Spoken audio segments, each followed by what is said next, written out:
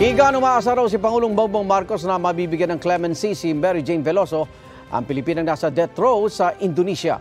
Nakapulong kahapon ni Pangulong Bongbong Marcos sa Malacanang si Indonesian President Joko Widodo. At ayon sa Department of Foreign Affairs, inaasahan ng Pangulo na mapapatawad si Veloso para siya'y makalaya na.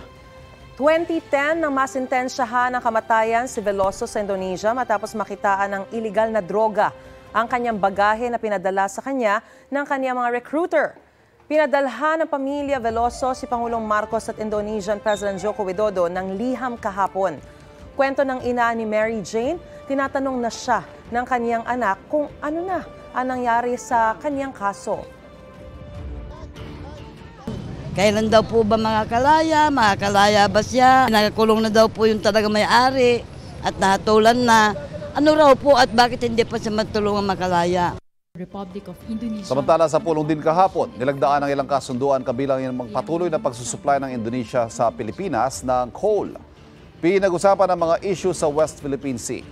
Iginit ng dalawang pangulo na dapat masunod ang United Nations Convention on the Law of the Sea o UNCLOS na legal na basihan ng mga aktibidad sa mga karagatan. President Widodo and I had a fruitful and honest discussion on regional events of mutual interest, such as the developments in the South China Sea and ASEAN cooperation and initiatives. The Philippines and Indonesia affirmed our insistence on the universality of UNCLOS, which sets out the legal framework that governs all activities in the oceans and in the seas. But there are many things still need to be improved.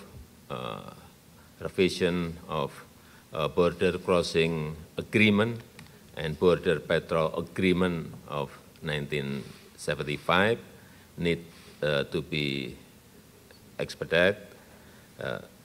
Settlement of continental boundaries need to be pushed.